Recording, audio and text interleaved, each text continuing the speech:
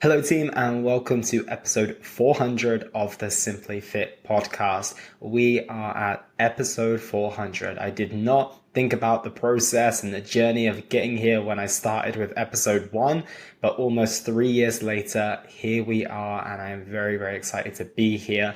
And before I go into today's topic and today's episode, I just want to thank each and every one of you for coming back every single week, listening, consuming the content, taking away the learnings that you gain from this podcast. That was ultimately why it was created in the first place, to give you simple and actionable advice that you can apply on your health and fitness journey. It's kind of expanded into your life journey full stop, but I'm really, really happy with the way that it's progressed and what you've been able to take away from it during this process. And I just want to give you a special thank you and give you all of my gratitude. So today's episode is a special one. It is episode 400. So I thought it would be good to go through the learnings that I've gained throughout the course of this podcasting journey. And not only that, it's a solo episode, it's a longer episode, and this one actually will be on YouTube as well. So if you want to tune in there, if you want to see my beautiful face, you can absolutely do that. Head over to YouTube and I will be there. Let me know what you think and if you want to see these on a more regular basis. So let's get into today's topic. These learnings are in no particular order,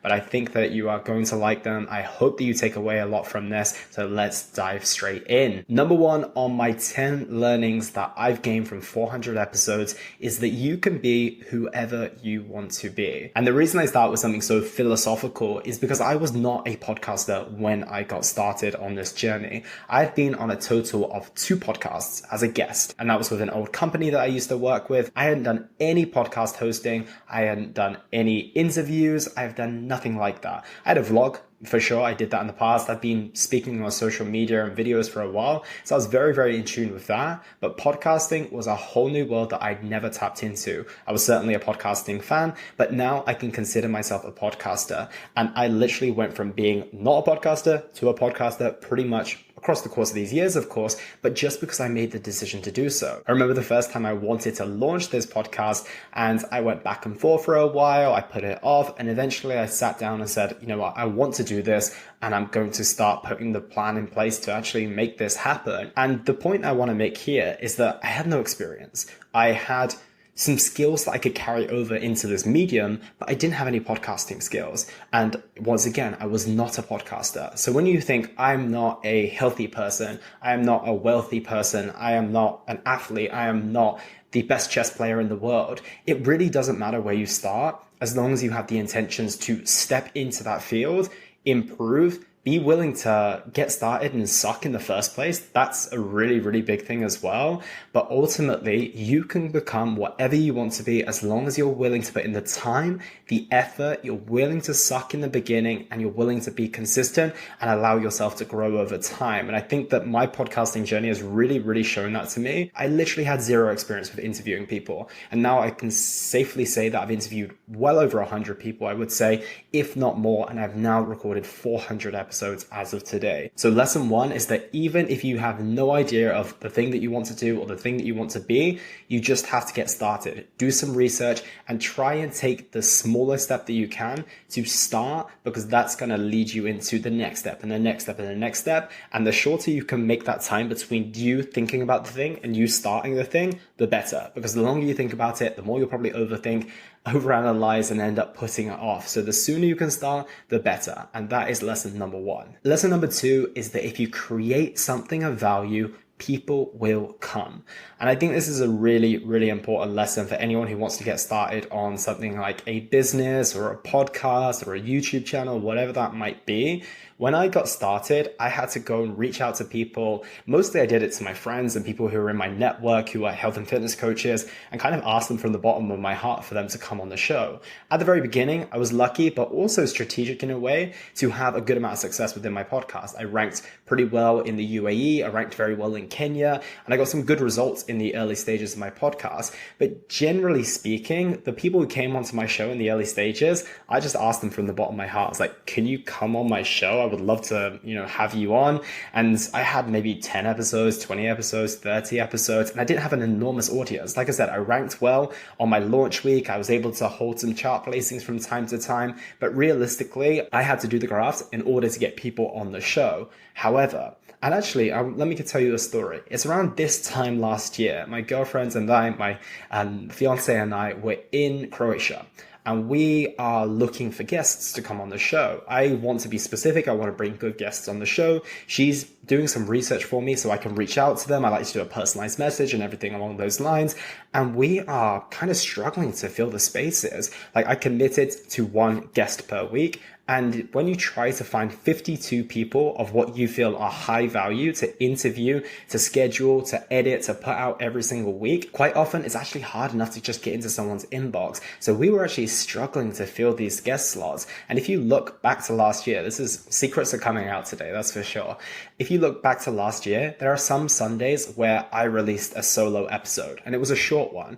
And the reason why that was, it wasn't any strategy on my behalf. It was that I didn't have a guest to fill that slot at the time. And let me go to the part where pushing the ball up the hill, and eventually it just went whoosh downhill, and it's become way easier. So fast forward to today, and I would say the early stages of 2023, I started looking into ways in which I could facilitate guests coming on the show a lot more easily than I had done. And in my mind, I had built this amazing podcast. I built this show that was getting a lot of downloads, that had a good audience, but I just couldn't bring people on. A lot of that was down to my effort as well. You do have to reach out to a lot of people because you have to bear in mind that not everyone is going to open your message. But eventually I was thinking there must be a more simple way and a better way and a better strategy of doing this. Long story short, I was able to find that strategy for myself, and I literally have people applying to be on the show every single day. I do not have to do my own outreach. I don't have to look for people to come on the show. They now come to me, and I choose the people who I want to come on the show. I still do the outreach because I want to bring on certain and specific guests. And I also signed up for this email list, and I had 150 applicants come from that email list. And just to give you some context here, I have not touched that list. I still have 150 people sitting on there ready for me to look at their request and then to bring them on the show. So last year, literally just 12 months ago, I was in a position where I was pushing and pushing and pushing and pushing. But now, because I have created a show of value, and not only that, I'm showing people the value. I didn't lead with the fact that we've had almost 300,000 downloads. I didn't lead with the fact that we've ranked number one place in 8 or 9 different countries. But once I was able to find out that strategy and show people that this show was worth their time, they were going to be exposed to a big audience and it was going to be beneficial both ways, I was able to allow that snowball to just fly. And the lesson here is that if you want to create something where people come to you, create something of value. And the beautiful thing is even if I found out that strategy that I've been using ever since the turn of the year, if I had a show that was inconsistent, it wasn't high quality, the guests were just, whoever I chose to, and I didn't really care about the quality of the conversation, I came unprepared, I guarantee people wouldn't have come. And also I wouldn't have the same downloads and the rankings that this podcast and this show has. However, because I was able to build that with effort, with consistency, with conscientiousness as well, I was able to attract those people when that time came. So if you want to build something, like I said, where you bring people to you, the business, the podcast, the YouTube channel, whatever it might be, create something of value and people will come. Number 3 on my list is to not think about the end too much. I have this thing in my life where sometimes I jump into decisions kind of naively. I make the choice without an enormous amount of information, and quite often it leads me to a lot of hard lessons. It also leads me to a lot of rocky roads along the way on that journey. However, what it also leads me to is being stuck in something that I actually wanted to do, and now being in the process of working out how to progress forward. And this podcast is a very good example. I didn't know that I was going to be doing this for the next 3 years. And if I had thought about the next 400 episodes in 3 years and trying to maintain this, trying to bring on all those guests, all those challenges I should say that I went through, I probably would have had second thoughts about doing this. I run an online coaching business, and that takes a lot of my time, and it's really important to me to deliver the best possible service to my clients. So adding in something like a podcast that takes a ton of your time between production, finding people, editing, all that type of stuff, probably would have put me off. However, Elliot's naivety sometimes serves him well, to be completely honest. And other times it really doesn't. But in this situation, it does. So if you are thinking about starting a big project, always have an idea of where you want to go. Always have that mountaintop in terms of the goal, because if it's exciting, it will keep you incentivized to work towards something. But don't think too much about where you want to be. Like, I had no idea that 400 episodes would happen. I had no idea that I'm planning to do 600 or 1,000 or whatever like number that ends up being. I haven't even thought about it, to be completely honest. I just knew that I wanted to start a podcast. I wanted to release a weekly episode. And then I kind of just kept doing that and kept doing that. And at some point I did a daily episode. That was an amazing experience, which I might touch on a little bit later. And I've ended up finding myself here at episode 400. But it wasn't because I thought, one day I'm going to be at 400 episodes. One day I'm going to be at 500 or 600. One day I'm going to interview over 100 people. If I had done that, I probably would have been led to a lot of overthinking, a lot of overwhelm, a lot of questions, and that probably would have put me off doing this, to be completely honest. It's a lot of work, and as a lot of people know, when you get started on a podcast, you do not earn any money unless you are a person of influence. That's the reality of the situation. Unless you're able to bring in sponsors from day one, and you can guarantee almost that people are going to listen to your podcast because you have this large platform and people already want to listen to what you say. That certainly wasn't my position. You make no money from it. It's a passion project. So if you think about all the hours of labor and, intensive work that I put in for 0 pennies up until a certain point, then you would probably question whether you really want to do it. But because I didn't think of that, and I just thought about the next episode, maybe planning until the end of the year, making sure I had episodes in advance enough to make sure that I had content and I didn't have to chase my tail all the time, that allowed me to progress. So when you are starting a project like this, when you're starting a business, when you're starting your health and fitness journey, for example, have a goal in mind, like a long-term goal, but don't think about that too much. Think about what you need to do today. When's the next episode? When's the following episode after that? Maybe you can think, again, right now we're on September 15th. Maybe you can think, what can I do towards the end of the year? But don't think too far beyond that. Don't think about episode 200 when you're on episode 1. It's one of those things that's nice and incentivizing, but it also can be overwhelming. And realistically, thinking about it isn't going to take you there. You've got to focus on what you do today, because that's what will ultimately take you to where you want to be. So that is the next lesson. The fourth lesson on my list today is that the world of health and fitness is enormous. I knew that before I started this podcast, but being able to go through so many topics on this podcast has just showed me how enormous this world is, how many coaches there are, how many specialists in certain areas there are, and also how health and fitness pretty much involves everything that we do. I've spoken to people about real estate now, and owning your own home genuinely has an impact on your health and wellness. I mean, ultimately, those stresses that we have in the back of our mind about attaining a house or financial freedom or our sex lives or whatever it might be have a massive impact. And when it came to this health and fitness podcast to begin with, I was kind of thinking the majority of it's going to be about training, macros, handling social occasions, and it absolutely has been that at its very, very core. But there are so many facets to health and fitness that impact someone's ability to optimize their health and well-being and get the results that they want. And this podcast has showed me exactly that. And I think that what it made me realize is that that is why there is a necessity for a podcast like this, where the goal is to cut through the noise and give you simple and actionable tips that you can take away and apply to your journey, because there's just so much out there and you don't know who to listen to, and you get advice from one person and then the next person says the opposite thing. You should eat veg, you shouldn't eat veg. You should drink milk, you shouldn't drink milk. This is bad for you, but this could be good for you in certain dosages. And it's just confusing. And that's why I think that having something like this, where we really try and get to the core of what to actually apply to your journey and what to actually do, is really, really valuable. So that is what I've learned over the course of 400 episodes. There isn't many, I'm sure there is, but I don't think there's many topics that you could choose where you could quite easily execute 400 episodes. I don't ever scratch my head and think, what am I going to talk about today? Of course, I want to be strategic in terms of the different topics that I go through. But at the same time, I'm never short of ideas and topics. And it blows my mind that we're at 400 and that I'm probably not going to run out of inspiration anytime soon. That's for sure. So that is the next learning. Number 5, and this one is a very, very important one. Do not let the best version of whatever you're doing scare you from getting started. If you go out and look at some of the bigger podcasts in the world right now, you'll see that a lot of them are managed by media production companies. They are literally produced as your favorite television program would be produced. They have countless members of the team working on it. They have the most crisp cameras and the best possible audio and engineers working on the quality. And I'm guessing that if you're just getting started, you don't have any of that. And that's not a bad thing either. You want to use these people and these companies and everything along those lines as inspiration and not intimidation.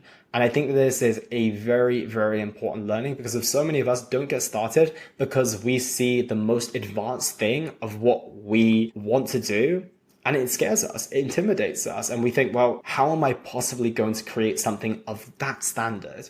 And the point is, you're not. That's the reality of the situation. And the point is that luckily they've got a media team or whatever it is to create their podcast. But most podcasts suck at the very beginning. They are good because of you like the person, you trust that they're going to grow and everything along those lines. And also what you've got to recognize as well in anything that you really start is that your audience isn't judging you that much. As long as you're putting your best effort forward and you're doing your best to really create from the bottom of your heart and do your best to serve the audience in whichever you choose to, you're absolutely good to go. You can work on the improvements along the way. You can upgrade the camera. You can upgrade the microphone. You can get a member on your team to edit your podcast, for example. But don't let the end version of what your podcast may look like intimidate you from starting, because if you're not going to be there, you just won't be, to be completely honest. When I go and look at some vlogs that are on YouTube right now, they are cinematic masterpieces. And if I want to start a vlog tomorrow, I will not create a cinematic masterpiece, even though I've got a little bit of experience, even though I know how to use editing software, even though I know how to create camera angles. I'm not going to be able to because I don't have their level of experience. But that doesn't mean that, you can only enter into the field of podcasting or vlogging if you enter this bar. The beautiful thing is that you can create content if you have a cell phone. If you have something with a camera that you can upload to the internet, you are allowed to create content. And whether people receive it or they don't is down to the audience. It's down to the people you communicate with. So don't be intimidated by what the future version of that looks like or what the very high standard of it is right now. You'll get there in time and your journey is going to look different to someone else's. So do as much research as you can without overwhelming yourself and get started with your best foot forward and just always be looking to take it one step higher. How can I improve a little bit in this interview? How can I improve a little bit with the quality of the camera or the audio, whatever that might be? How can I improve my questioning a little bit? And on that note as well, lean into the thing that makes you you. And I've got a point on this later, so I'm not going to discuss it now. But if you are unable to access the best camera or microphone, then maybe your questioning could be really good. Maybe you're someone who's very curious and inquisitive, and that's your way of getting an edge on the other people. And I also used to think of this when I become a personal trainer. When I arrived on the personal training floor, there was over 10 other trainers who had been there far longer, who were far more muscular than I was, and had a far bigger client base and experience than I did. However, what I knew I had was passion. What I knew I had was a willingness to learn. What I knew I had was I was going to give my best to every single client I worked with. And I also knew that when people are in the industry for a while, they get lazy. So when you come and see this enthusiastic guy who maybe doesn't have the biggest client base or the biggest biceps, but he has a lot of enthusiasm, he has a lot of hunger and thirst to get you your results, you're incentivized by seeing that. Because if you don't see that on the gym floor, you don't see it. You see the kind of pretentious trainers walking around. They think there's something that they might not be. They've been there for years and years. And then you've got this enthusiastic kid who really just wants to help people. And quite often, if people can actually see the authenticity of that, not everyone will, but most people will see that and they'll reach out and give you a chance. So sometimes being inexperienced or just starting out on a thing, you have more of an advantage than you think. So lean into that. Don't lean into being the experienced person because you're not that person yet. Lean into being the inexperienced person, but the person who wants to grow, who wants to learn, and who wants to get better. The sixth lesson that I've learned on my podcasting journey is that people aren't quite as far away as you think that they might be. So when I got started on this podcast, like I said, I reached out to my network. I found people who I knew were going to say yes to coming on the show because they were my friend or they were my coach or whatever that might be. And then eventually I started broadening my horizons. I reached out to people who I was inspired by, who I wanted to talk to, who I thought I would provide a lot of value for the show. And I started reaching out. And I remember the first time I reached out to someone with maybe 10K following on Instagram. I don't have the most enormous following on Instagram, so this was pretty significant. And they said yes. It wasn't really hard at all to enter their DMs. They pretty much responded right away and they said yes. And I was like, wow, I didn't expect that they would be willing to come on so easily. And then I started reaching out to more and more people and I got more yeses. And of course, along the yeses, I had a sea of absolute no's and people who didn't even open my message. But I kept getting more and more yeses by people who I thought wouldn't even open my message. And there was one person in particular who I reached out to who's still not come on the show. I will preface that, and maybe that's another side note that I will do in another episode or later today, but they also said yes. That person has over 1 million subscribers on YouTube right now and have one of the most popular podcasts in the country. However, at that moment, yes, they haven't fulfilled their promise yet, but they said yes to coming on the show. My small show, my show that only had a few thousand downloads at that stage, just because I reached out and because I was willing to come from the heart as well. I was willing to ask them, like, I really enjoy your show. I like your message. I take away a lot of your learnings. I would love to have you on my show. And ultimately, I want to have a conversation with you and I want to pick your brain. And I want to get to know you and I want my audience to get to know you as well. And they said yes. And I keep reaching out to people, and the higher your authority gets in this industry as well, the easier it gets to actually attract people to come on the show as well. So if you're getting started and thinking, well, how am I even going to get started? There is a world of podcasts out there. How am I possibly going to get someone on my show who has a big audience, for example? Trust me, they're not as far away as you think. And if you refer back to my second point of creating something of so much value that people will come to you, you have a lot more to offer them. And I think this is a good point as well. Don't be offended by all the no's and all the rejections.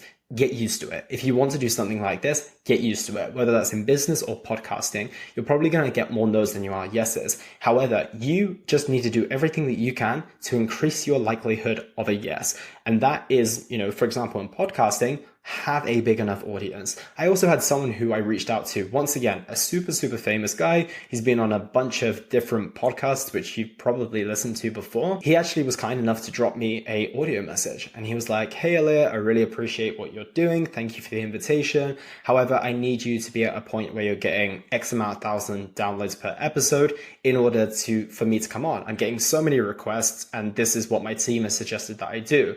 Are you in this position right now? And I was honest, I reached out to him. I was like, no, I'm not in this position right now, but thank you for the response. A, because it's really kind that you took some time out of your day. And B, you've also given me some incentive to try and work up to that number so I can invite you on the show and it's actually going to fit your criteria. So it's pretty amazing that if you just take that chance to reach out to someone, they might even respond.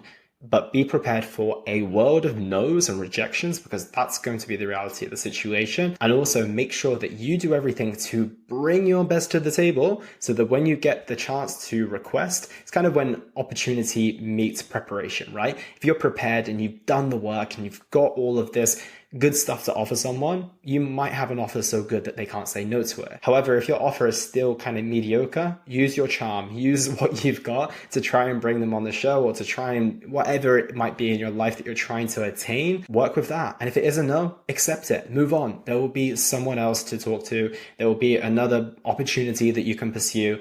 But ultimately, don't be, and that's probably another lesson that I should throw in here, don't be too discouraged by the no's and the rejections. Get used to them, embrace them, and just think of it as one more no is one step closer to a yes. Not with that same person. Don't keep bothering people and don't use that life lesson in any other way. But when it comes to podcasting, for example, one door closed is another one to open. And I think that that's always worth remembering. The seventh thing on my list of the 10 things that I've learned from these 400 episodes is without consistency and quality, you will not get very far. This ties into the points that I've already discussed with you guys so far. If you want to bring these amazing guests to the table, then you need to have something to show that it deserves their time ultimately. And if you want to retain an audience, and I'm so grateful for having everyone come back on a week-to-week basis, but at the same time, it's gratitude, but also I give people a reason to come back. I hope that you're listening and you're coming back time and time again because you think you're going to get value from this episode because I've given you enough reasons to believe that. I've given you 400 episodes now and I show up every single week in these past 3 years is probably going to equate to, 160 weekends or weeks, whatever it might be. I have not missed a single upload. Never. Every single Sunday, there has been an upload on the Simply Fit podcast.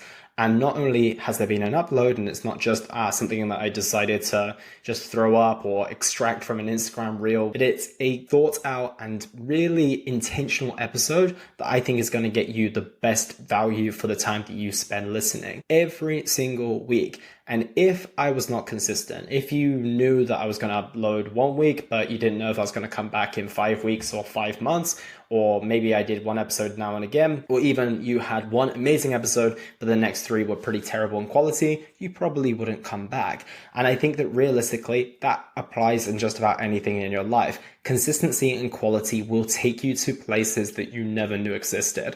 And I can't think of any example in any area of your life where that wouldn't benefit you. So think about it. If there's anything you're pursuing in your life right now, if you want to start a podcast or something along those lines, think about the level of consistency that you can attain. If once a week is the case, amazing, go for that.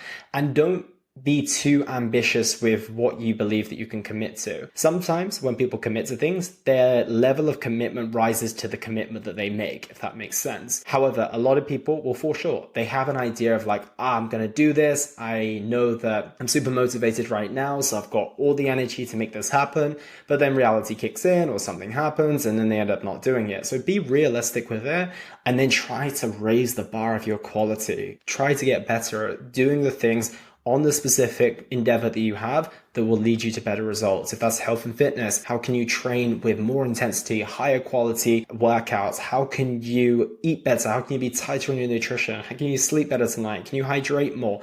All of those different types of things are going to raise the quality of your efforts and get you better results. And if you do that on a consistent basis, there is no stopping you. There is no ceiling in which you can reach in terms of the potential of the goals that you can get if you have consistency and quality in place. Number 8 is to be open to trying different things on your journey in pursuit of growth. The first episode I ever did, and the concept of this podcast when we got started, was 3 questions, 1 related to fitness, 1 related to nutrition, and 1 related to mindset. That was going to be the concept of the podcast for as long as it lived. In my eyes, I thought it was a very, very nice concept. It was very simple, very easy, very digestible. I was able to apply that to the guests that I had on the show as well.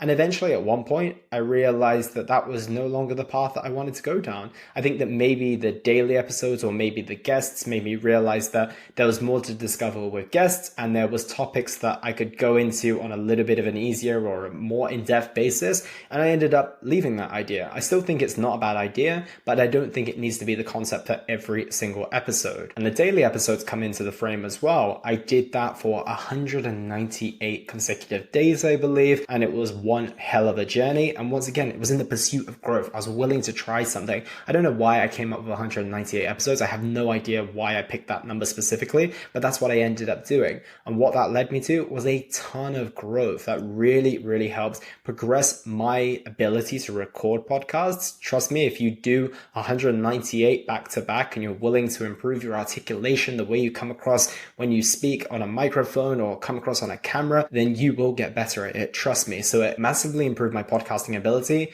It improved my downloads. It gave a lot of value to you guys. And I really, really am grateful for that path. And ultimately, that's what it comes down to when you want to grow. You've got to be willing to try these new things. Yes, you might not want to stray too far from your original concept because it might be amazing. However, I really do think it's worth trying these new things, seeing what works for you, trying a different frequency of something, trying a different time of day or something. Whatever it might be open-minded to the changes that come and be open-minded that a path that you thought might work might not work, or it might work well, but another one might take you to the next level. Number 9 is to focus on the numbers, but not too much. And this goes for just about any journey. Once again, I love how these lessons are so applicable to life as well. It is very easy to get lost in the numbers. It's super easy to look at the numbers and automatically attach a certain number to success. And I deal with clients on a day-to-day basis where this is the reality. They wake up, they don't see the number on the scale that they like,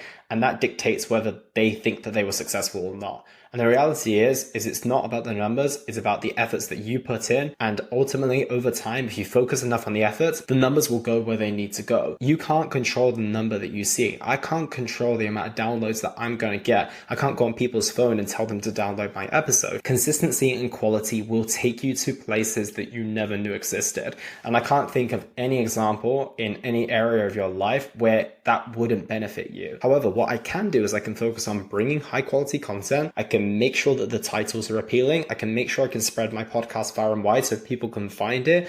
I can be consistent. I can create high quality episodes. I can do the things that influence whether people will click on the episode or not and actually listen to it. And the same goes for weight loss as well. You can't control that number. When you step on the scale, the number will be what the number is. However, you can make sure that your nutrition is on point. You can eat well. You can sleep. I've already said that. You can sleep well. You can train well. You can do all these things to influence that number. But at the end of the day, you can't control it. So there's no point in getting lost in it. It is nice to have metrics that you aim towards. And I've certainly done that within this podcasting journey. And I do that in many different areas of my life. But if you get too lost in them and more focused on creating podcasts, for example, to try and boost the downloads versus trying to create the best quality episode that you can, then you're probably going to find yourself in a position where you're either creating content that you don't enjoy, or you could end up misleading people and saying, okay, these are the 5 magical tips that you've never heard before that is going to take 10 kilos off your frame in just 2 weeks. And then they open up the episode and obviously that doesn't exist and you are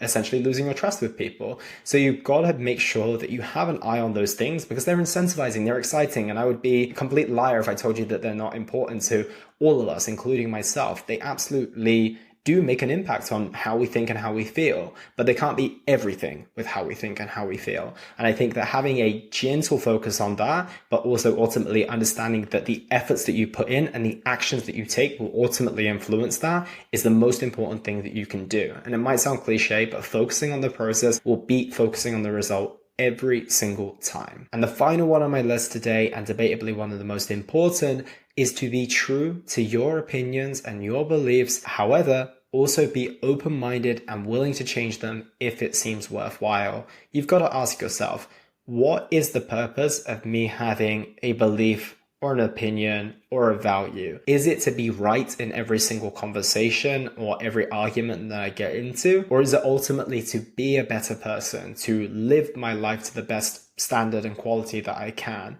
Because realistically, when it comes to the values that I choose, is to make sure that I am living at my best. I'm living up to my potential and the things that I choose are important to me, and to make sure that I get my priorities right and to make sure that I am as close to the truth as possible. I have no business with being right in every single conversation for the sake of it. If you want to argue with me about a certain football team or something along those lines, that's when I might chuck it out the window a little bit more and be a little bit more biased. But when it comes to the really important things in life, if I've had a belief system for a very, very long time, but someone challenges my belief system, I don't go into defense mode. Yes, I might present arguments in why I have this belief, but I am not close to changing that, because the reality of the situation is when it comes to a belief that you hold or an opinion, you should be open for it to be challenged, because of what challenge does is it either further solidifies your belief or your opinion because you've created even more reasons as to why this is true, as long as they're backed up by actual fact and not just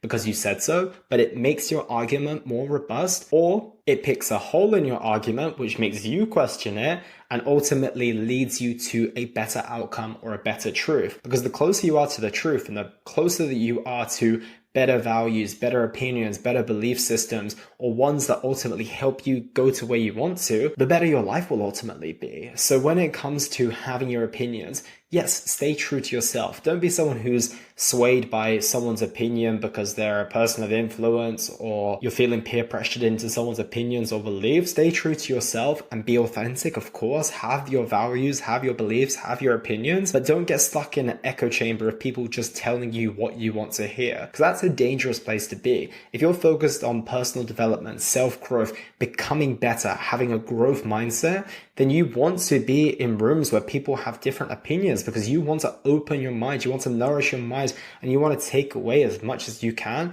to ultimately serve you and your life and the people around you better. And you can only do that from questioning your own opinions. On the flip side as well, not having them so loosely held that anyone can influence your beliefs. And actually, the most important thing you can do, coming back to baseline, is test them yourself. Ask yourself, why do I believe this? Why does this narrative exist in my life? Does it serve me? Did I choose it, or did someone else choose it for me? And if you ask yourself that question about every opinion, every belief, and every value that you hold, and you get as close to your truth as possible, authenticity and your beliefs will be all centered around who you truly are, not what someone told you to be, or you just living off beliefs that you don't actually really know how they came about. And when someone comes and questions your belief on something, you'll be open to it. The people who are most defensive and the most irritated by people questioning their beliefs are the ones that hold them loosely, or they haven't done enough work and they're closed-minded that they don't even want to question their own beliefs. But questioning your beliefs can be super, super valuable. If someone comes along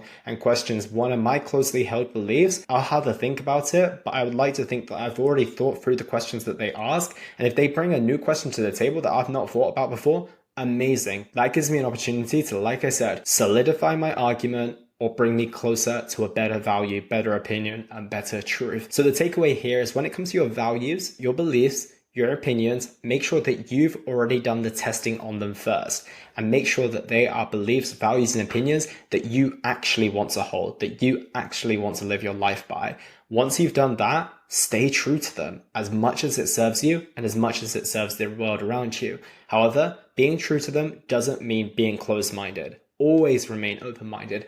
Always be willing to adapt and update your belief system based on different experiences that you have, different conversations you have, and different life lessons and circumstances that you go through. Your life is ever changing, and therefore your belief system and your values may change from time to time. Be willing to review them every so often, but ultimately have that core set that you live your life by that ultimately takes you to the best version of yourself and the best quality life that you can have. So those are 10 lessons that I've learned from going from episode 0 all the way up into episode 400 across the past 3 years or so. And before I wrap up, I just want to thank each and every one of you for listening, whether you've listened to one episode and this is your first, or if you've listened to almost all 400 and anywhere in between. I truly appreciate you listening, sharing, rating the show, and reaching out to me personally. I do truly appreciate it, and I will do my best to continue bringing you amazing content. I have a little surprise coming up towards the end of the year as well, so I'll keep you posted on that as well. But those are my lessons today. I hope that you've enjoyed it. I hope that you've also enjoyed being on this journey for the past 3 years as well. Each and every one of you have come along for this ride with me, and I truly do appreciate it. So that is everything from me, team. Thank you so much for listening. Take care, and I'll speak to you all very, very soon.